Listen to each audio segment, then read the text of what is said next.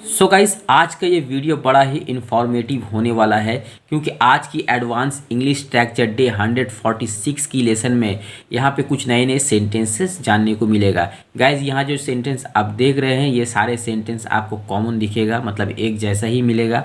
और इस तरह का सेंटेंस को इंग्लिश में ट्रांसलेट करना बड़ा ही ईजी है। मैं आपको एक एडवांस स्ट्रक्चर बता दूंगा, उसके ज़रिए इस तरह का सेंटेंस आप बड़ी आसानी से ट्रांसलेट कर पाओगे।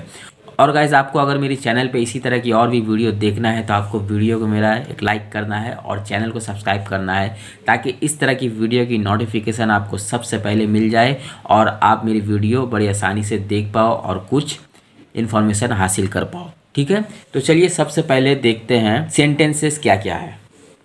जैसे कि मैं कभी नहीं जाऊँगा, मैं कभी नहीं जाऊँगा, या फिर मैं कभी नहीं कहूँगा, मैं कभी नहीं कहूँगा। इस तरह का सेंटेंस हम लोग बोलते हैं ना गाइस, जैसे कि तुम जाओ या ना जाओ, तुम मुझे बुलाओ या ना बुलाओ, मैं कभी नहीं जाऊँगा, मैं कभी नहीं जाऊँगा। तुम वहाँ जा रहे हो, वहाँ घूमने जा रहे हो, लेकिन मैं कभी नहीं जाऊँगा। मैं अपने नानी के यहाँ कभी नहीं जाऊँगा, मैं अपने भाई के यहाँ कभी नहीं जाऊँगा। तो इस तरह का सेंटेंस हम लोग बोलते हैं। या फिर हम लोग ऐसे बोलते हैं, मैं कभी नहीं कहूँगा, मतलब कोई मुझसे कुछ कहा है और वो कह रहा है कि मेरी इस बात को तू सीक्रेट रखना, तो मैं उसे बोल रहा हूँ कि हाँ तुम बेफिक्र रहो, मैं कभी नहीं कहूँगा। या फिर कोई तुम्हें फोर्स कर रहा है कि तुम मुझे इस तरह से बोलो या तुम किसी और को इस तरह से बोलो, तो आप बोल रहे हो मैं कभी नहीं कहूँगा। उसके बाद ऐसे भी हम लोग बोलते हैं, वो कभी नहीं आएगी, वो कभी नहीं आएगी।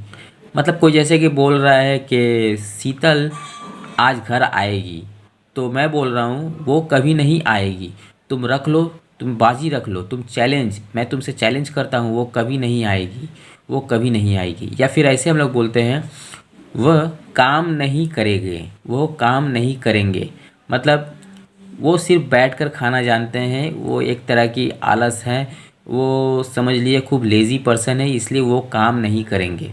तो ऐसे हम लोग अपनी डेली लाइफ में अक्सर बोलते हैं।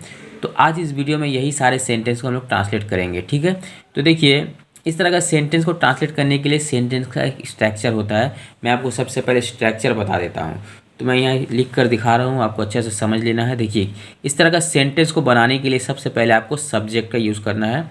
सेंटेंस में जो आपका सब्जेक्ट रहेगा सबसे पहले उसको आपको यूज़ करना है। ठीक है, उसके बाद आपको यहाँ पे विल नेवर का यूज़ करना है। ठीक है, विल नेवर, ठीक है, विल नेवर का यूज़ करना है। उसके बाद आपको वर्ब का फर्स्ट फॉर्म, जो भी आपका सेंटेंस में वर्ब रहेगा उसका फर्स्ट फॉर्म आपको यूज़ करना है। ठीक है, ओके, इतना आपको समझ में आ गया। अब चलिए इसके ज़रिए सेंटेंस बनाना सीख लेते हैं। देखिए हमारा पहला सेंटेंस है यहाँ पे, मैं कभी नहीं जाऊँगा, मैं कभी नहीं जाऊँगा। यहाँ पे सब्जेक्ट क्या है, मैं मतलब सब्जेक्ट इंग्लिश में क्या होता है, आई। तो यहाँ पे लिख लेते हैं आई।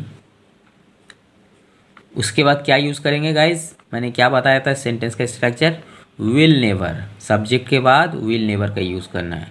तो यहाँ पे लिख लेते हैं विल नेवर।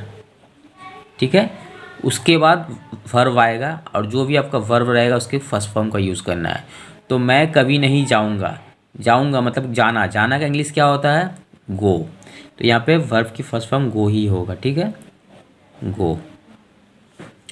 मैं कभी नहीं जाऊँगा, I will never go, I will never go. Okay, sentence complete. चलिए नेक्स्ट एग्जांपल देखते हैं।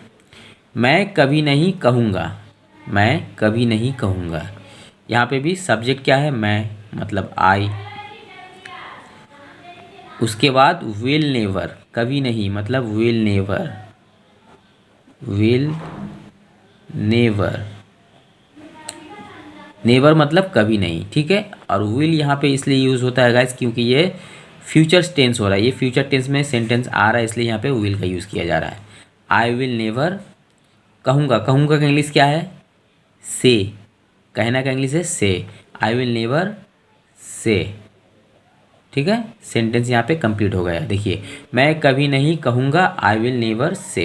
ओके, चलिए कुछ और एग्जांपल देखते हैं इसे और अच्छे से समझने के लिए। वो कभी नहीं आएगी, वो कभी नहीं आएगी। यहाँ पे देखिए आएगी मतलब यहाँ पे कोई फीमेल के बारे में बोला जा रहा है, कोई गर्ल या लेडी के बारे में बोला जा रहा है, इसलिए यहाँ पे ही मतलब वो की जगह ही की जगह यहाँ पे सी का यूज़ होगा। ही मतलब मेल में बोला जाता है और फीमेल में सी का यूज़ किया जाता है, इसलिए यहाँ पे सी होगा, SHE। ठीक है, उसके बाद विल नेवर का यूज़ करना है, विल नेवर। ठीक है, सी विल नेवर। आएगी मतलब आना, आना का इंग्लिश क्या है, कम, तो वर्ब की फर्स्ट फॉर्म यहाँ पे कम ही होगा। ठीक है, कम। वो कभी नहीं आएगी, सी विल नेवर कम। कंप्लीट। चलिए नेक्स्ट एग्जांपल देखते हैं। वे कभी काम नहीं करेंगे, वे कभी काम नहीं करेंगे। तो यहाँ पे सब्जेक्ट क्या है, वे मतलब दे का यूज़ होता है यहाँ पे, दे इंग्लिश में दे बोला जाएगा। ठीक है, दे कभी काम नहीं करेंगे, तो यहाँ पे क्या होगा, विल नेवर का यूज़ होगा पहले, विल नेवर। ठीक है, उसके बाद काम करने का इंग्लिश क्या है, वर्क, तो यहाँ पे वर्क लिख लेते हैं, वर्क। वह कभी काम नहीं करेंगे, they will never work. Okay, तो आई थिंक आज आपको समझ में आ गया होगा कि इस तरह का सेंटेंस को इंग्लिश में कैसे ट्रांसलेट करना है। ठीक है, तो गाइज मिलते हैं किसी और नए से एडवांस इंग्लिश स्ट्रक्चर के साथ, तब तक के लिए अलविदा।